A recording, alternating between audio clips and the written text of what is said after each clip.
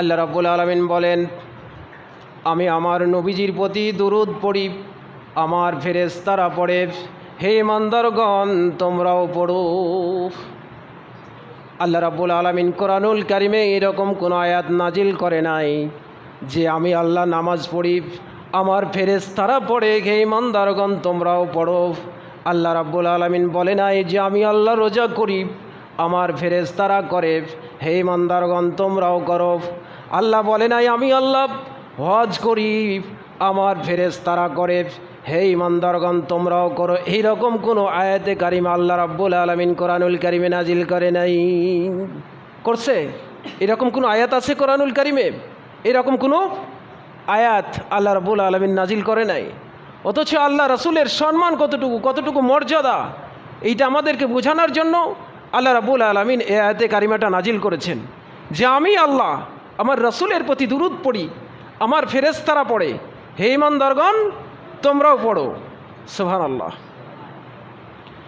বিশাল আসমান জমিনের মালিক, সমস্ত কিছুর সৃষ্টিকর্তা যিনি আল্লাহ রাব্বুল আলামিন, আল্লাহু লা ইলাহা ইল্লাহু আল হাইয়ুল কাইয়্যুম। তিনি একমাত্র ইলাহ, তিনি ছাড়া কোনো মাবুদ নেই, তিনি চিরজীবী চিরস্থায়ী। এই আল্লাহ রাব্বুল আলামিন আমার নবীজির প্রতি দুরূদ পড়তেছেন, ফেরেশতারা পড়ে। আমার আল্লাহ যদি নবীজির প্রতি দুরূদ না পড়ে আল্লাহর কোনো ক্ষতি হবে নাকি? আল্লাহর কোনো ক্ষতি হবে না। নবীজির প্রতি যদি আল্লাহ রাব্বুল আলামিন দুরূদ পড়ে আল্লাহ রাব্বুল আলামিনের কোনো লাভও হবে না, আমার মালিকের কোনো লাভও নেই, ক্ষতিও নেই। কিন্তু আমাদেরকে বোঝানোর জন্য আল্লাহ রাব্বুল আলামিন আয়াতটা নাজিল করেছেন, বান্দারে আমি আমার নবীজির প্রতি জিকির করি, আমার নবীজির দুরূদ পড়ি, আমার ফেরেশতারা পড়ে, তোমরাও পড়ো। আদেশটা আল্লাহ রাব্বুল আলামিনের। এই আদেশটা কার? এটা কি নফল? এটা কি সুন্নত? এটা ফরজ। যা আল্লাহ বলছে আমি পড়ি, আমার ফেরেশতারা পড়ে, তোমরাও পড়ো। কিন্তু এই রাসূলের প্রতি যে আমরা দুরূদ পড়ব, এই দুরূদ পড়ার সময় আমাদের হাতে আছে? এই দুরূদ পড়ার সময় আমাদের হাতে নেই। আমরা দুনিয়া নিয়ে ব্যস্ত, সকাল থেকে সন্ধ্যা পর্যন্ত ধন সম্পদ সন্তান সন্ততি এইটা নিয়েই ব্যস্ত। 10টা মিনিট আমরা যে নবীজিকে ভালোবেসে নবীজির প্রতি 10 বার দুরূদ পড়ব নিরিবিলি একটা জায়গায় বসে, এই সময়টুকু আমাদের হাতে নেই। আছে? নেই। দুনিয়ার ধান্দায় আমরা মেতে গেছি, সারাটা দিন চলে গেল, রাত্রে তো মানুষ একটু নিরিবিলি থাকে ঘুমানোর সময়, এই সময়টুকু যে আমরা 10 বার রসুলের প্রতি দুরূদ পড়ব এই সময়টুকুও নেই। যদি ফোন থাকে তাহলে তো শেষ, ফোন টিপতে টিপতেই সময় শেষ, ফজরের নামাজও কাজা হয়ে যাচ্ছে। এই তো আমাদের অবস্থা। অথচ নবীজি বলেছেন কেউ যদি আমার প্রতি একবার দুরূদ পড়ে, কেউ যদি আমার প্রতি একবার দুরূদ পড়ে আল্লাহ রাব্বুল আলামিন তার প্রতি 10 বার রহমত নাজিল করবেন, তার জীবনী থেকে তার আমলনামা থেকে 10টা গুনাহ মুছে দিবে, আল্লাহ রাব্বুল আলামিন তার 10টা সম্মান বাড়িয়ে দেবে। আল্লাহ রাব্বুল আলামিন একদল ফেরেশতা নিযুক্ত করে রেখেছেন কে নবীজির প্রতি দুরূদ পড়ে। এই নবীজির প্রতি যে দুরূদ পড়ল এই দুরূদটা নবীজির রওজায় পৌঁছে থাকেন।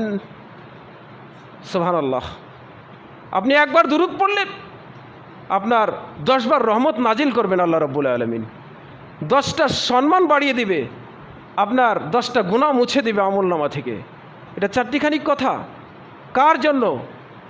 নবীজিকে ভালোবাসতেছেন, দুরূদ পড়তেছেন এই জন্য।